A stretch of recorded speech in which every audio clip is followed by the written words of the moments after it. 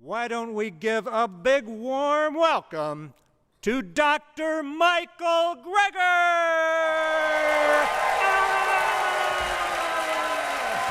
There you go.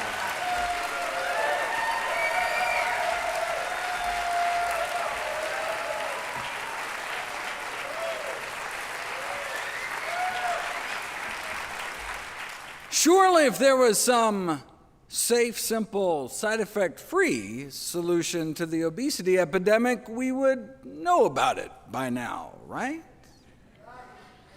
I'm not so sure. It may take up to 17 years before research findings make it into day-to-day clinical practice. To take one example that was particularly poignant for my family, heart disease.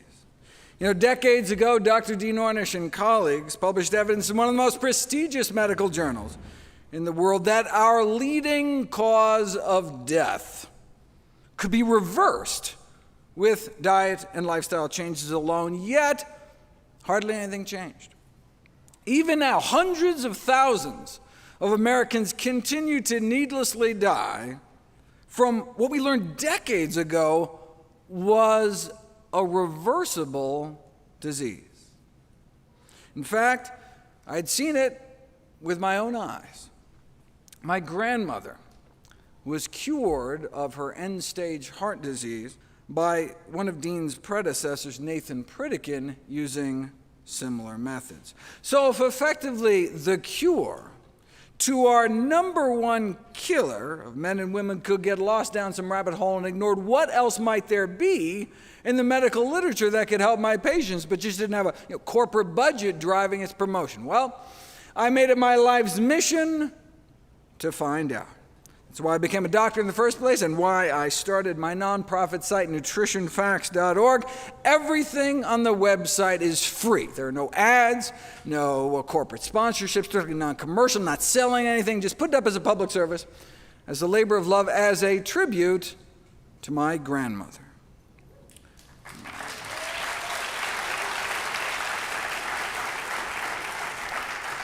New videos and articles nearly every day on the latest in evidence-based nutrition. What a concept. Okay, so what does the science show is the best way to lose weight? If you want testimonials and before and after pictures, you have come to the wrong place. I'm not interested in anecdotes. I'm interested in the evidence.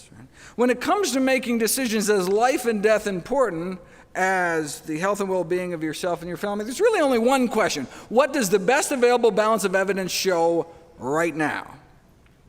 The problem is that even just sticking to the peer-reviewed medical literature is not enough, as false and scientifically misleading, unsupported beliefs about obesity are pervasive, even in scientific journals.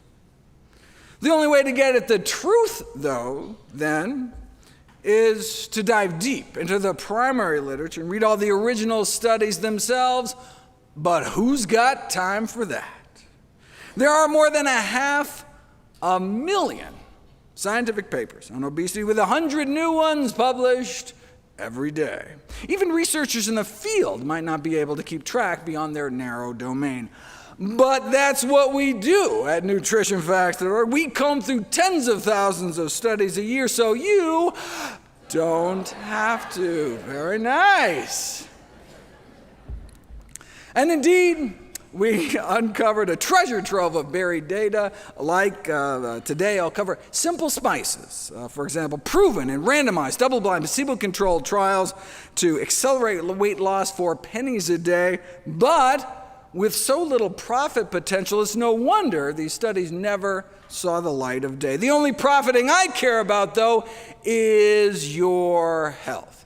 That's why 100% of all the proceeds I receive from all my books and DVDs and speaking engagements are all donated to charity. I just want to do for your family what Pritikin did for my family.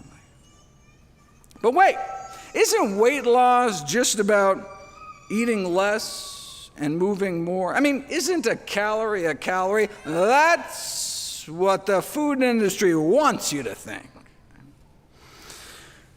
The notion that a calorie from one source is just as fattening as any other is a trope broadcast by the food industry as a way to absolve itself of culpability. Coca-Cola itself even put an ad out there emphasizing this one simple common sense fact. As the current and past chairs of the Harvard's nutrition department put it, this central argument from industry is that the overconsumption of calories from carrots would be no different than the overconsumption of calories from soda.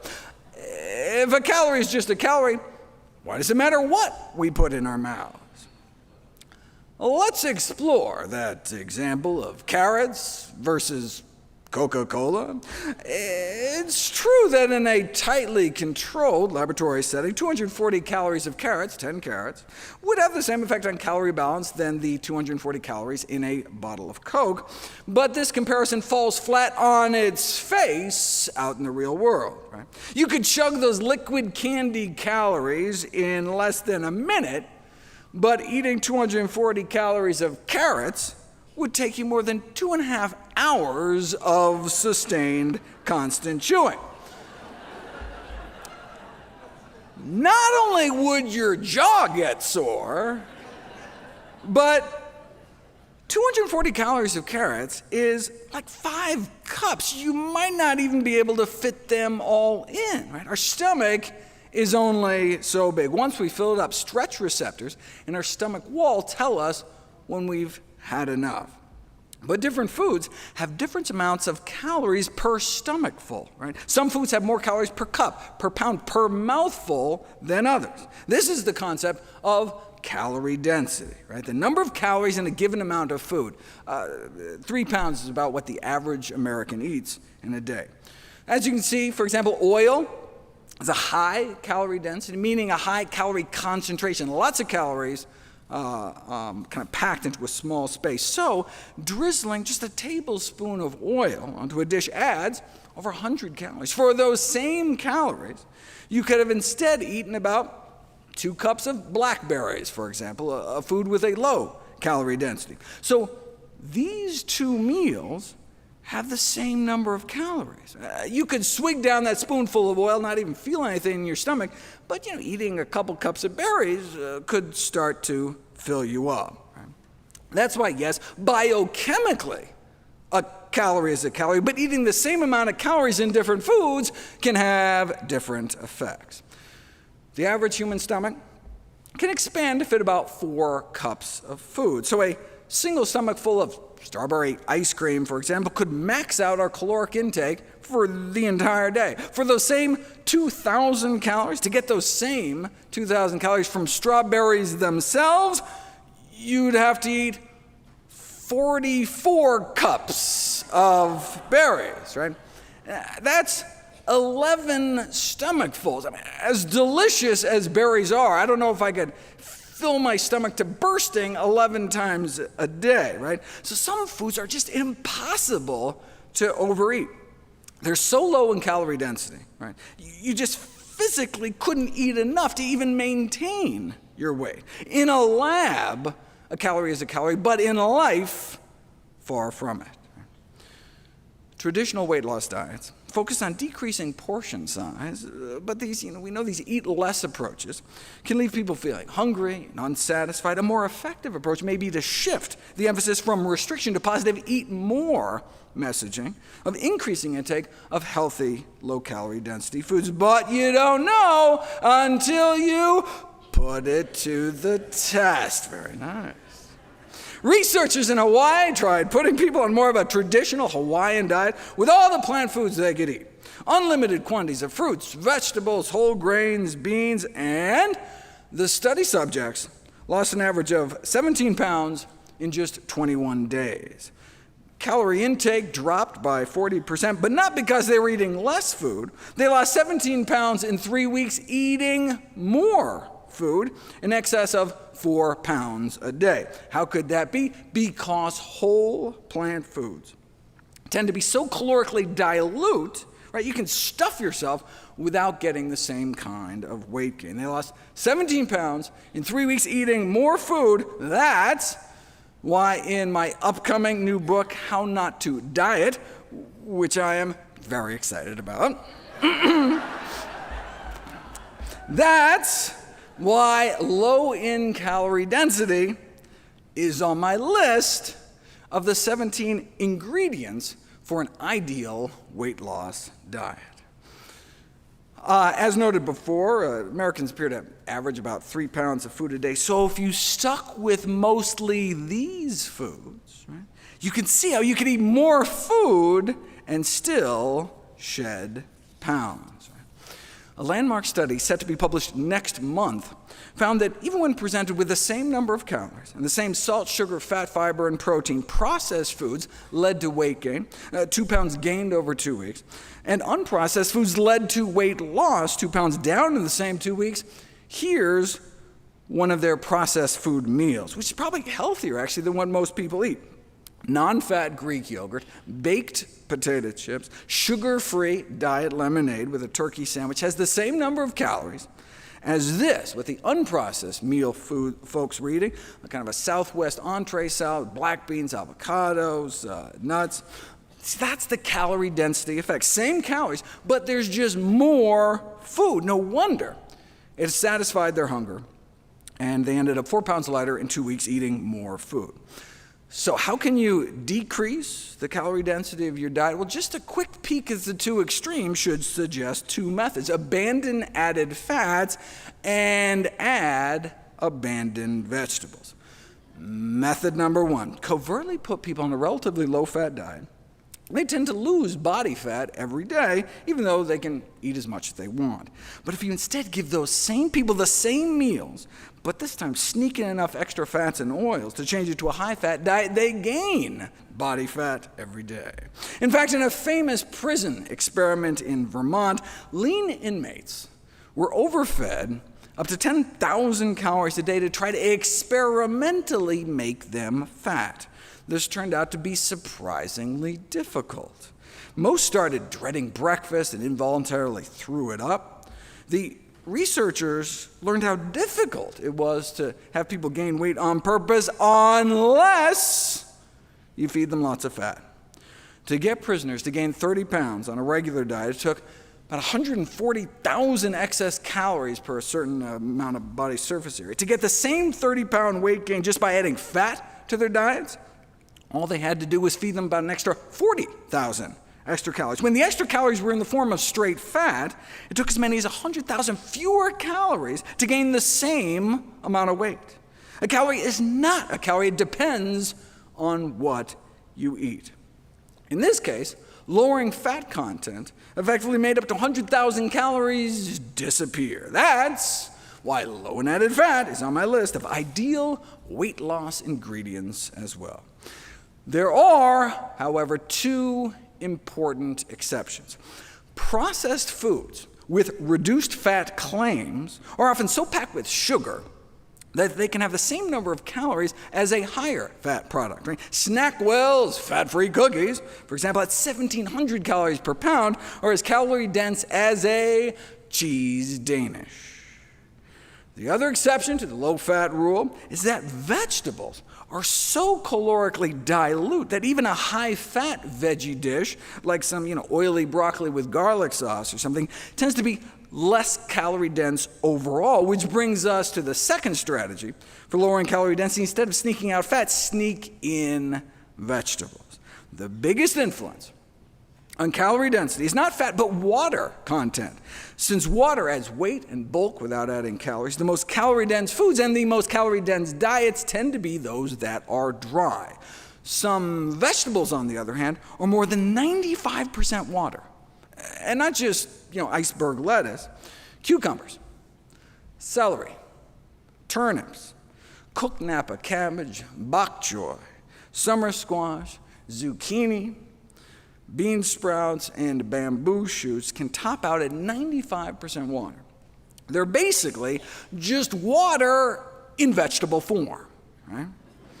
A big bowl of water-rich vegetables is practically just a big bowl of trapped water. Right? The effect on calorie density is so dramatic, the food industry wants in on the action. They figured they could use nanotechnology to structure a solid processed food similar to a celery stalk with self-assembled water-filled nanocells or nanotubes.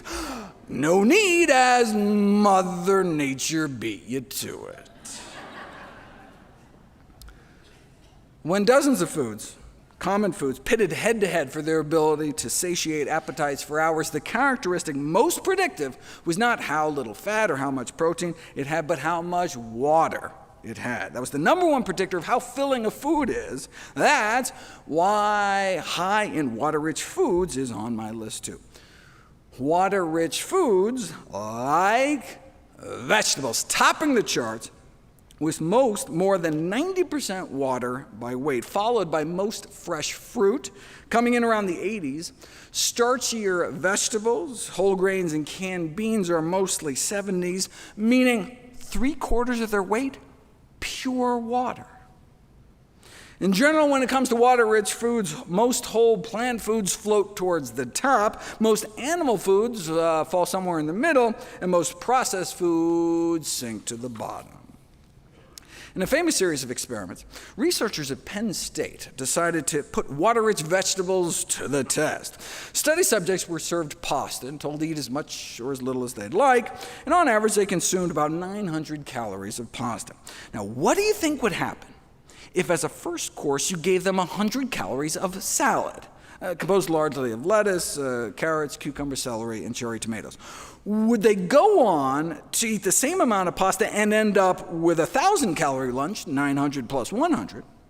Or would they eat maybe 100 fewer calories of pasta, effectively canceling out the added salad calories? It was even better than that. They ate more than 200 fewer calories of pasta. Thanks to the salad, 100 calories in, 200 calories out. Right? So in essence, the salad had negative 100 calories. Preloading with vegetables can effectively subtract 100 calories out of a meal. Right? That's how you can lose weight, by eating more food.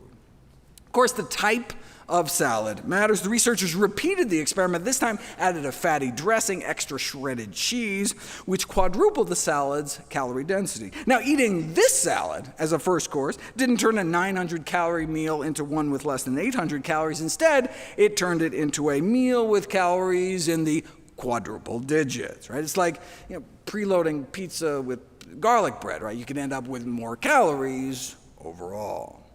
Okay, so what's the cutoff? Studies on preloading show that eating about a cup of food before a meal decreases subsequent intake by about 100 calories. So to get a negative calorie effect, the first course would have to contain fewer than 100 calories per cup. Right? As you can see in the chart, this includes most fresh fruit and vegetables, but having something like a dinner roll would not work. But hey, give people a large apple to eat before that same pasta meal, and rather than consuming 200 calories less, it was more like 300 calories less. So, how many calories does an apple have? It depends on when you eat it. Before a meal, an apple could effectively have about negative 200 calories. You can see the same thing, giving people vegetable soup as a first course. Hundreds of calories disappear. One study tracked people's intake throughout the day, even found that overweight subjects randomized to pre-lunch vegetable soup not only ate less lunch, but deducted an extra bonus 100 calories at dinner too, a whole 7 hours later. Right? So the next time you sit down to a healthy soup, you can imagine calories being veritably sucked out of your body with every spoonful. Even just drinking 2 cups of water before a meal immediately caused people to cut about 20% of calories out of the meal, taking in more than 100 fewer calories. No wonder overweight men and women randomized to 2 cups of water before each meal lost weight 44% faster. 2 cups of water before each meal, 44% faster weight loss. That's why so-called negative calorie preloading is on my list of weight loss boosters, which are all the things I could find that can accelerate weight loss kind of regardless of what you eat the rest of the time. Negative calorie preloading just means that starting a meal with foods containing less than 100 calories per cup. That can include many fruits, vegetables, soup, salad, or simply a tall glass of water. Anything we can put on that first course salad to boost weight loss even further? Well, in my Amping AMPK section, I talk about ways to activate an enzyme known as the fat controller. Its discovery is considered one of the most important medical breakthroughs in the last few decades. You can activate this enzyme through exercise, fasting, and nicotine, but is there any way to boost it for weight loss without sweat, hunger, or the whole dying a horrible death from lung cancer kind of thing? Well, Big Pharma is all over it. After all, obese individuals may be unwilling to perform even a minimum of physical activity, wrote a group of pharmacologists, thus indicating that drugs mimicking endurance exercise are highly desirable. So, it's crucial that oral compounds with high bioavailability are developed to safely induce chronic AMPK activation for long-term weight loss and maintenance. But there's no need to develop such a compound since you can already buy it at any grocery store. It's called vinegar. When vinegar, acetic acid, is absorbed and metabolized, you get a natural AMPK boost. Enough of a boost to lose weight at a typical dose you might use dressing a salad? Well, vinegar has evidently been used to treat obesity for centuries, but only recently has it been put to the test. Randomized, double-blind, placebo-controlled trial on the effects of vinegar intake on the reduction of body fat in overweight men and women. The subjects were randomized to drink a daily beverage containing 1 or 2 tablespoons of apple cider vinegar, or a control drink, a beverage that developed to taste the same but as the vinegar drink, but prepared with a different kind of acid, so it didn't have any actual vinegar in it. 3 months in, the fake vinegar group actually gained weight, as overweight people tend to do, whereas the genuine vinegar groups significantly lost body fat, as determined by CT scan. A little vinegar every day led to pounds of weight loss achieved for just pennies a day without removing anything from their diet. That's why one of my 21 tweaks to accelerate weight loss is 2 teaspoons of vinegar with each meal, either sprinkled on your salad or even just added to tea with some lemon juice or something. The beauty of the vinegar studies is that they're not just randomized controlled trials, but placebo-controlled trials. Some studies aren't controlled at all. Women asked to eat a ripe tomato before lunch every day for a month, lost about 2 pounds, but without a control group, you don't know if the tomato had anything to do with it. Just being enrolled in a weight loss study where you know they're going to come back and weigh you in a month can have people change their diets in other ways. Right?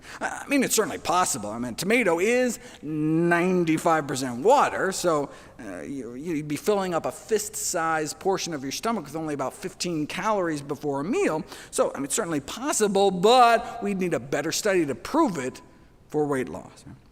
Stronger studies have control groups, at least. For example, randomize people to a weight loss diet with or without 1 to 2 cups of low-sodium vegetable juice, and those drinking the vegetable juice lose significantly more weight. Or split people into 2 groups and give half about 2 tablespoons of goji berries a day, and 45 days later, the goji group appeared to cut 2.5 inches off their waistline compared to no change in the control group. But anytime you have one group do something special, you don't know how much of the benefit is due to the placebo effect. In drug trials, it's easy, right? You give half the people the actual medication, the other half a placebo, identical-looking sugar pill placebo. Both groups are then doing the same thing, taking an identical-looking pill. So if you see any difference in outcomes, all right, well then we can suspect it's due to the actual drug, right? But what would placebo broccoli look like, right? That's the problem. You can't stuff cabbage into a capsule, but there are some foods so potent that you could actually fit them into a pill to pit them against placebos spices. Want to know if garlic can cause weight loss? Give people some garlic powder compressed into tablets versus placebo pills. And garlic worked, resulting in both a drop in weight and waistlines within 6 weeks. They used about a half teaspoon of garlic powder a day, which would cost less than 4 cents. 4 cents too steep? How about 2 cents a day? A quarter teaspoon of garlic powder a day. About 100 overweight men and women randomized a quarter teaspoon worth of garlic powder a day or placebo, and those unknowingly taking that 2 cents worth of garlic powder a day lost about 6 pounds of straight body fat over the next 15 weeks. Now, if you can splurge up to 3 cents a day, there's black cumin. A meta-analysis of randomized controlled trials shows weight loss efficacy, again, with just a quarter teaspoon a day. Not regular cumin. This is a completely different spice known as black cumin. You say, well, what is black cumin? You obviously haven't been reading your Bibles.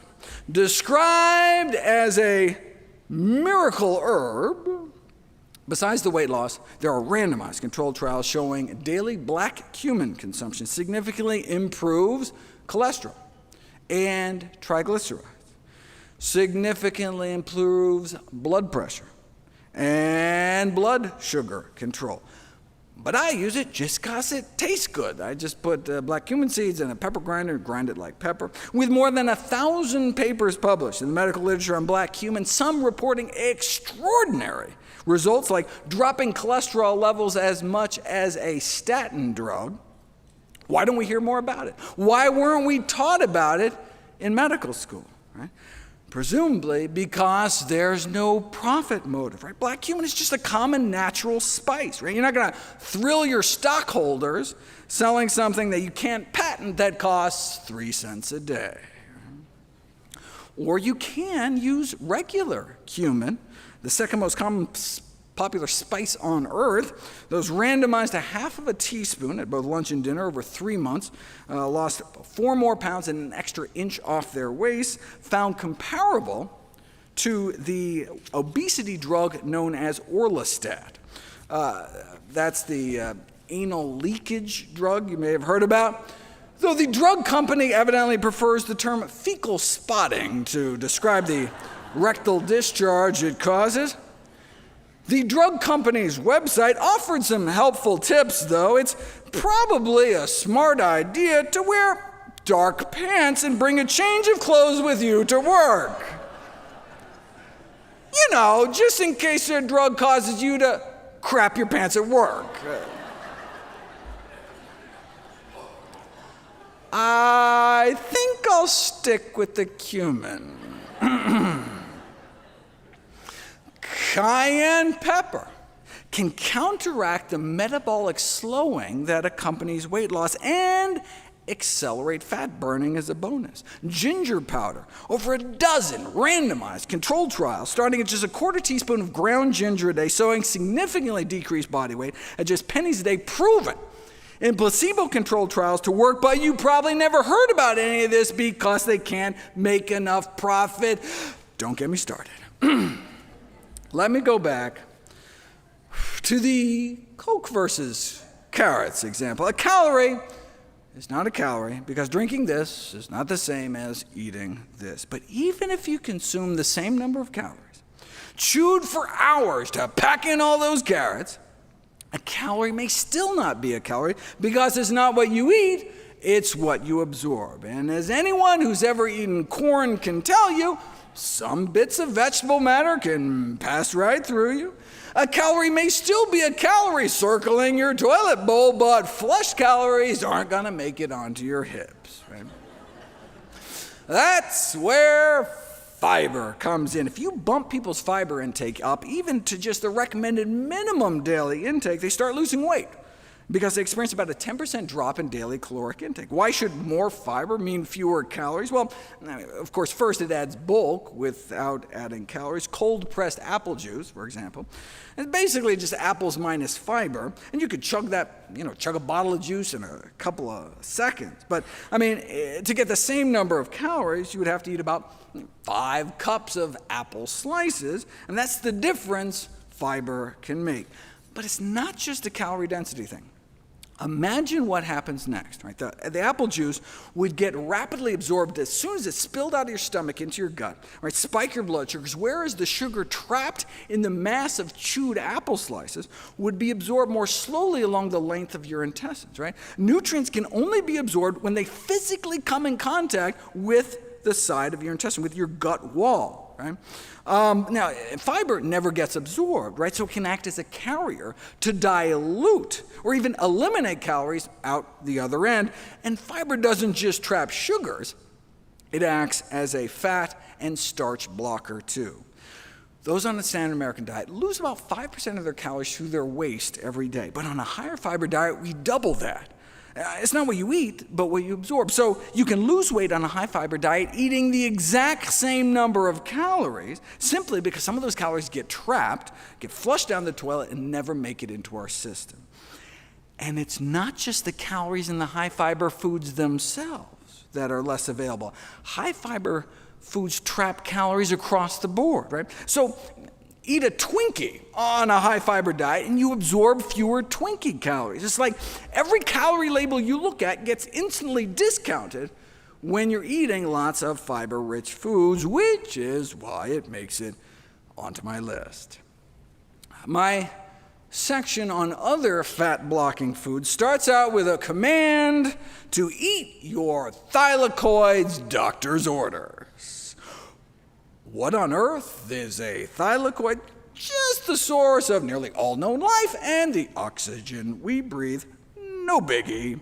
Thylakoids are where photosynthesis takes place, the process by which plants turn light into food. Thylakoids are the great green engine of life, microscopic sac-like structures composed of chlorophyll-rich membranes concentrated in the leaves of plants. When we eat thylakoids, when we bite into a leaf of spinach or something, those green leaf membranes don't immediately get digested. They last for hours in our intestines, and that's when they work their magic. Thylakoid membranes bind to lipase. Lipase is the enzyme in our body that our body uses to digest fat. So if you bind the enzyme, you slow fat absorption.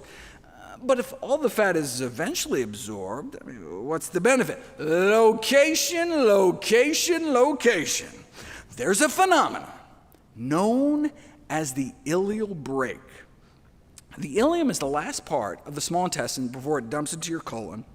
And when undigested calories are detected that far down in your intestines, your body thinks, oh, I must be full from stem to stern, and puts the brakes on eating more by dialing down your appetite. This can be shown experimentally. You insert a 9-foot tube down people's throats and drip in any calories, fat, sugar, protein, and you can activate the ileal brake.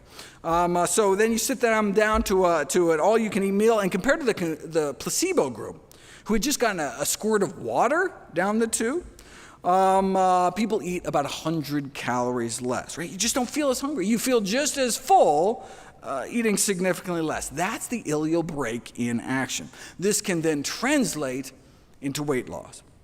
Randomize overweight women on a diet to green plant membranes, in other words, just covertly slip them some powdered spinach, and they get a boost in appetite-suppressing hormones, a decreased urge for sweets.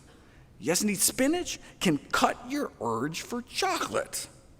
And boom, accelerated weight loss, all thanks to eating green. The actual green itself, the chlorophyll-packed membranes in the leaves.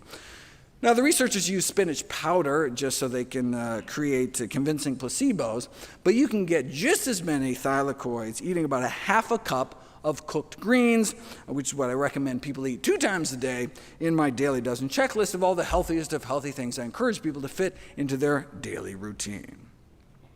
In the Journal of the Society of Chemical Industry, a group of food technologists argue that given their fat-blocking benefits, thylakoid membranes could be incorporated into functional foods as a new promising appetite-reducing ingredient, or You can just get them the way Mother Nature intended. Which greens have the most? You can tell just by looking at them. Because thylakoids are where the chlorophyll is, the greener the leaves, the more potent the effect. So go for the greenest green greens, the darkest green greens you can find. Where I shop, that's the lacinato, aka dinosaur kale. Now, if you overcook greens too long, right? You know how they turn that drab olive brown? That's the thylakoids physically degrading. But blanched for 15 seconds or so in steaming or boiling water, you know how greens can get even brighter green? That actually translates into a boost in the fat blocking ability. So you can gauge thylakoid activity in the grocery store, in your kitchen with your own two eyes by going for the green. Though thylakoids eventually get broken down, fiber makes it all the way down to our colon. While it's technically true that we can't digest fiber, that's only applicable to the part of us that's actually human. Most of the cells in our body are bacteria, or gut flora, which weigh as much as one of our kidneys, as metabolically active as our liver, has been called our forgotten organ. And it's an organ that runs on MAC, microbiota accessible carbohydrates. So when you see me write, eat lots of Big Macs, I don't want anyone to get the wrong idea. MAC is just another name for prebiotics, right? What our good gut flora eat. In other words, fiber. There's that fiber again. What do our good bacteria do with the fiber? We feed them and they feed us right back. They make short-chain fatty acids that get absorbed from the colon into our bloodstream, circulate through our body, and even make it up into our brain. Right? It's like the way our gut flora communicates with us, dialing down our appetite, all the while increasing the rate at which we burn fat and boosting our metabolism at the same time, all thanks to fiber. Check this out. Put people on a brain scanner, show them a high-calorie food like a donut, and the reward centers in their brains instantly light up. But if you repeat the experiment, but this time secretly deliver fiber-derived short-chain fatty acids directly into their colon, you get a blunted reward center response. And subjects report that high-calorie foods just seem less appetizing, and subsequently ate less of an all-you-can-eat meal. Right?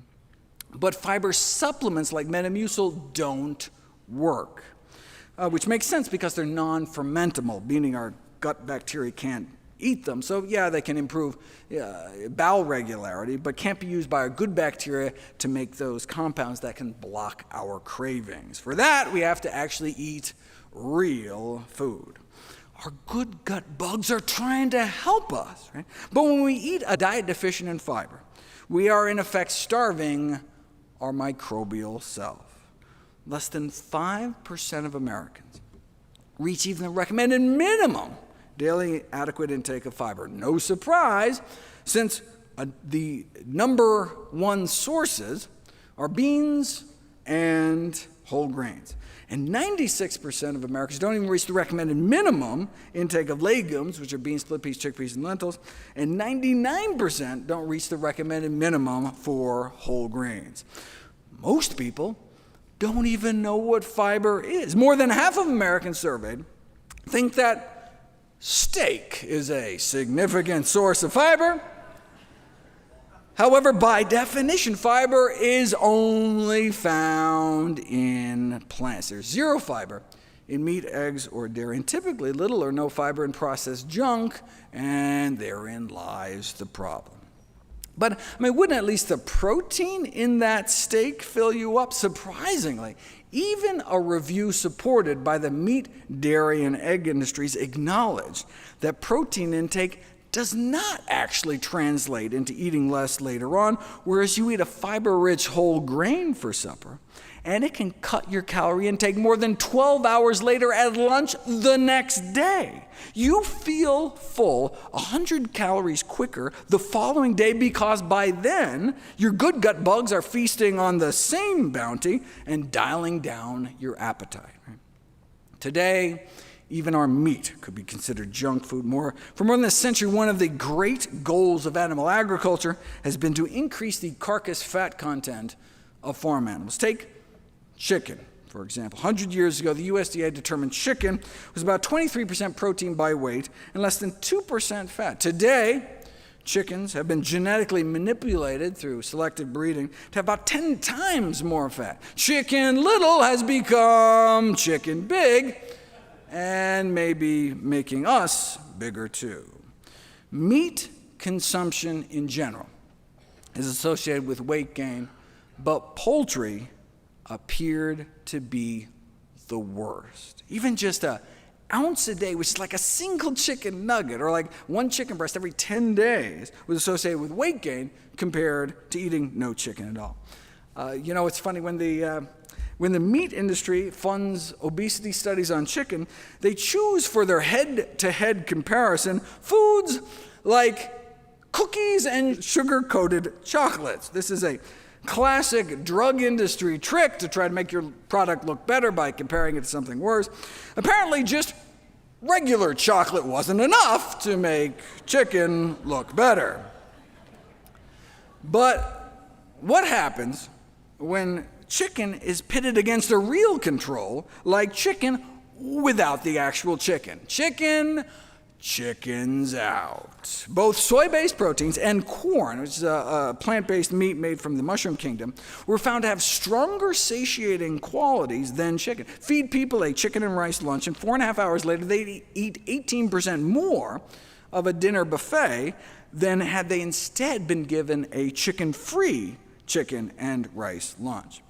These findings are consistent with childhood obesity research that found that meat consumption seemed to double the odds of school children becoming overweight compared to the consumption of plant-based meat products. Whole food sources of plant protein, such as beans, did even better, though, associated with cutting in half the odds of becoming overweight. So that's why I consider these kinds of plant-based meats more of a useful stepping stone towards a healthier diet rather than the kind of end-game goal ideal. Part of the reason plant-based meats may be less fattening is they cause less of an insulin spike. A meat-free chicken like corn causes up to 41% less of an immediate insulin reaction. It turns out animal protein causes almost exactly as much insulin release as pure sugar. Just adding some egg whites to your diet can increase insulin output as much as 60% within 4 days. And fish may be even worse. Why would adding tuna to mashed potatoes spike up insulin levels, but adding broccoli instead cut the insulin response by about 40%? It's not the fiber, since giving the same amount of broccoli fiber alone provided no significant benefit. So why does animal protein make things worse, but plant protein make things better? Plant proteins tend to be lower in the branched chain amino acids, which are associated with insulin resistance, the cause of type 2 diabetes. You can show this experimentally. Give some vegans branched chain amino acids, you can make them as insulin resistant as omnivores, or take some omnivores and put them even through a 48-hour vegan diet challenge, and within 2 days, you can see the opposite, significant improvements in metabolic health. Why? Because decreased consumption of branched chain amino acids improves metabolic health. Check this out. Those randomized to restrict their protein intake were averaging literally hundreds more calories a day, so they should have become fatter, right? But no, they actually lost more body fat. Restricting their protein enabled them to eat more calories, while at the same time they lost more weight, more calories, yet a loss in body fat. And this magic protein restriction, they were just having people eat the recommended amount of protein. So maybe they should have just called this group the normal protein group, or the recommended protein group, and the group that was eating more typical American protein levels and suffering because of it, the excess protein group. given the metabolic harms of excess branched-chain amino acid exposure, leaders in the field have suggested the invention of drugs to block their absorption, to promote metabolic health and treat diabetes and obesity without reducing caloric intake. Or we can just try not to eat so many branched-chain amino acids in the first place. They are found mostly in meat, including chicken and fish, dairy products, and eggs, perhaps explaining why animal protein is associated with higher diabetes risk, whereas plant protein appears protective. So defining the appropriate upper limits of animal protein intake may offer a great chance for the prevention of type 2 diabetes and obesity, but it need not be all or nothing. Even an intermittent vegan diet has been shown to be beneficial. If there was one piece of advice that sums up the recommendations in my upcoming book, it would be wall off your calories. Animal cells are encased only in easily digestible membranes, which allows the enzymes in our gut to effortlessly liberate the calories in a steak, for example. Right? Plant cells, on the other hand, have cell walls that are made out of fiber, which present an indigestible physical barrier, so many of the calories remain trapped. Now, processed plant foods, however, fruit juice, sugar, refined grains, even whole grains, if they've been powdered into flour, have had their cellular structure destroyed. Their cell walls cracked open, and their calories are free for the taking.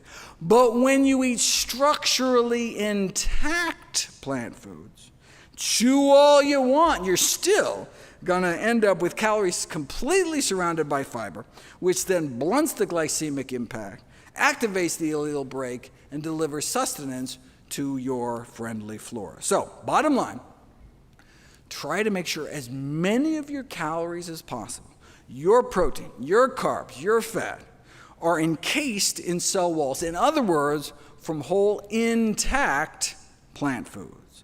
That's what nature intended to happen millions of years before we learned how to sharpen spears and mill grains and boil sugar cane. Our entire physiology is presumed to have evolved in the context of eating what the rest of our great ape cousins eat, plants. The Paleolithic period, when we started using tools, only goes back about 2 million years. We and other great apes have been evolving since back in the Miocene era, more like 20 million years ago. So for the first 90% of our hominoid existence, our bodies evolved on mostly plants. It's no wonder, then, that our bodies may thrive best on the diet we were designed to eat. So maybe we should go back to our roots. With enough portion control, anyone can lose weight, right? Lock someone in a closet, you can force them to lose as much body fat as you want. Chaining someone to a treadmill, probably have a similar effect. But what is the most effective weight loss regimen that doesn't involve calorie restriction or exercise or a felony? I scoured through the medical literature at all the randomized controlled trials, and the single most successful strategy to date is a diet of whole plant foods. The single most effective weight loss intervention like that ever published in the peer-reviewed medical literature, a whole food, plant-based diet. That works better than anything else studied to date, and no wonder, given what we just learned about fiber and branched-chain amino acids and all that. Okay. Now, I mean, we've known for more than 40 years that those eating predominantly plant-based diets weigh on average about 30 pounds less than the general population, but you don't know if it's the diet itself until you put it to the test. In 2017, a group of New Zealand researchers published the Broad Study, 12-week randomized controlled trial in the poorest region of the country with the highest obesity rates. Overweight individuals were randomized to receive either standard medical care or semi-weekly classes offering advice and encouragement to eat a low-fat diet centered around fruits, vegetables, whole grains, and legumes. And that's all it was, just empowerment and information, empowerment with knowledge. No meals were provided. The intervention group was merely informed about the benefits of plant-based living and encouraged to fit it into their own lives at home. No significant change in the control group, but the plant-based intervention group, even though there were no restrictions on portions, be able to eat freely all the healthy foods they wanted, lost an average of 19 pounds by the end of the 3-month study. 19 pounds, it's a kind of respectable weight loss, but what happened next, right? At the end of those 12 weeks, class was dismissed and no more instruction was given. The researchers were curious to see how much weight the subjects had gained back after being released from the study, so everyone was invited back at the 6-month mark to get reweighed. The plant-based group had left the 3-month study 19 pounds lighter on average, but 6 months later, they were only down about 27 pounds. They got better. The plant-based group had been feeling so good, both physically and mentally, had been able to come off so many of their medications. They were sticking to the diet on their own, and the weight continued to come off. What about a year later? Even in studies that last a whole year, where people are coached to stay on a particular diet for the entire year's time, by the end of the year, any initial weight loss typically tends to creep on back. The broad study only lasted 3 months, yet after it was all over, those who had been randomized to the plant-based group not only lost dozens of pounds, but they kept it off. They not only achieved greater weight loss at 6 and 12 months than any other comparable trial.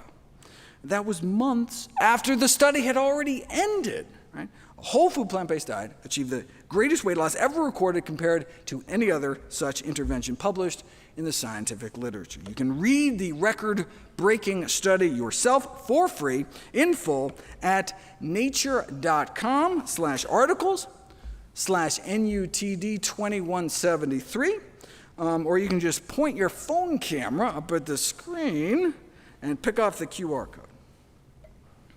Any diet that results in reduced calorie intake can result in weight loss. I mean, dropping pounds isn't so much the issue.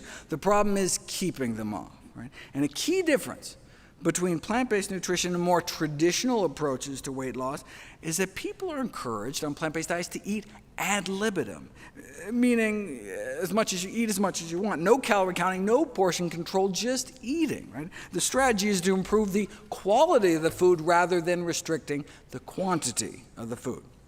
You put people on a diet packed with fruits, vegetables, whole grains, and beans that allow them to eat as much as they want, they end up eating about 50% fewer calories than they might have otherwise, just as full on half the calories. Wait, how can you keep people satisfied cutting more than 1,000 calories from their daily diet? By eating more high-bulk, low-calorie density foods, vegetables, fruits, whole grains, beans, and fewer calorie-dense foods like meats, cheeses, sugars, and fats. Right?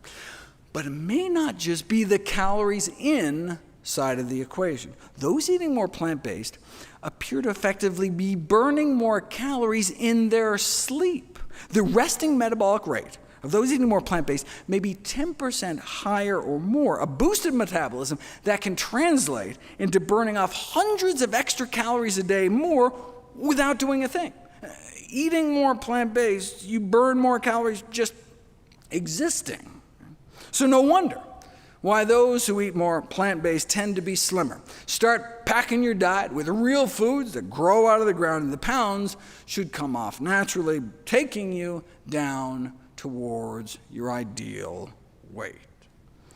Okay, so that's what I spent the first half of the book doing, laying out the optimum weight loss diet. Plant yourself. Then I spend the second half of the book on all the tools I unearthed to drive further weight loss for any stubborn pounds that remain. We already learned that a calorie is not necessarily a calorie. 100 calories of chickpeas, right, has a different impact than 100 calories of chicken or chiclets based on factors like absorption and appetite. But in this second half, I go a step further and explore how even the exact same foods eaten differently can have different effects. Even if you eat the same amount, even if you absorb the same amount, a calorie may still not be a calorie. It's not only what we eat, but how and when. Just to give you a taste, the exact same number of calories at breakfast are significantly less fattening than the same number of calories at dinner. What? I mean, that's just mind-blowing, right? Same calories, different weight loss. A diet with a bigger breakfast causes more weight loss than the same diet with a bigger dinner. So my recommendation to stop eating after 7 p.m. is not just because, I'm afraid people are mindlessly snacking on the couch or something. The same snack at night is literally more fattening than eating the exact same snack during the daytime. All thanks to our circadian rhythms, our chronobiology, something I spend a whole chapter about. Some of the sleep data is really crazy too. Overweight adults were randomized to 8 weeks of either a calorie-restricted diet or the same diet combined with 5 days a week of just 1 less hour of sleep a night. Now, they ended up sleeping an hour later on the weekend, so overall just cut 3 hours of sleep out of their week. Now, surely, it's 3 hours a week of sleep difference is not going to change how much weight they lost, right? And on the scale, that was true. But in the normal sleep group, 80% of the weight loss was fat, whereas in the group missing just a few hours of sleep, it was the opposite, with 80% of the loss being lean body mass, right? So, you snooze, you lose fat. Right? A few hours of missed sleep seemed to totally flip fat loss on its head, but just looking at the scale, you wouldn't know it. It's like when people fast. Stopping eating completely for a week or two can cause more weight loss than just restricting your calories, duh, right? But paradoxically, it may actually lead to less loss of body fat.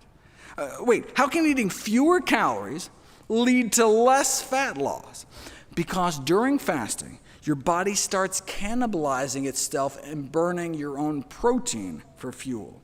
The scale made it look as though they were doing better when they were fasting, but the reality is they were doing worse. They would have lost more body fat if they had kept eating. They would have lost more body fat eating more calories. Right?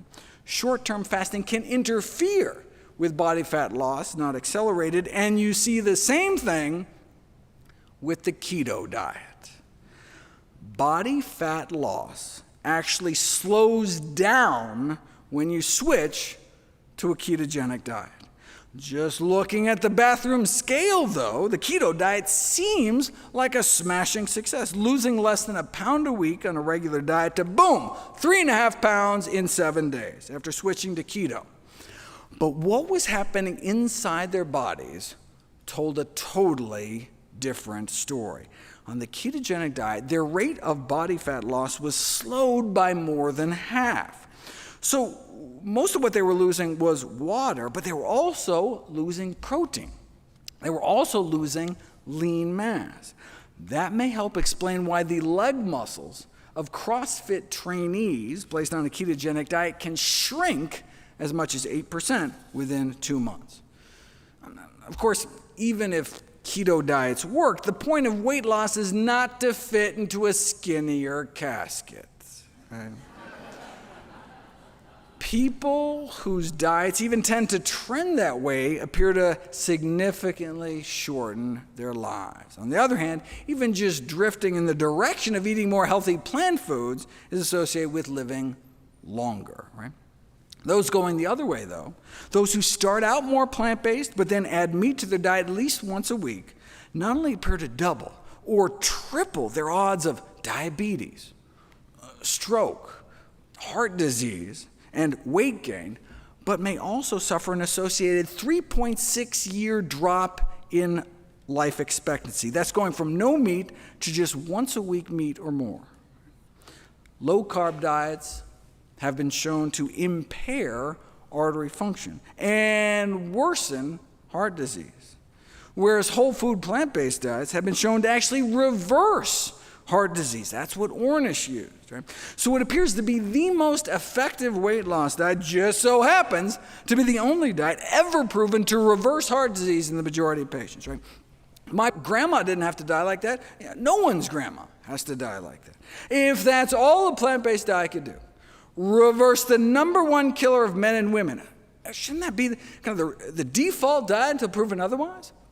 And the fact that it can also be so effective in treating, arresting, or reversing other leading killers like type 2 diabetes and high blood pressure would seem to make the case for plant-based eating simply overwhelming. Only one diet has ever been shown to do all that, a diet centered around whole plant foods. You don't have to mortgage your health to lose weight. The single healthiest diet also appears to be the most effective diet for weight loss. After all, permanent weight loss requires permanent dietary change. I mean, healthier habits just have to become a way of life. And if it's going to be lifelong, you want it to lead to a long life. Thankfully, the single best diet proven for weight loss may just so happen to be the safest, cheapest way to eat for the longest, healthiest life. Thank you.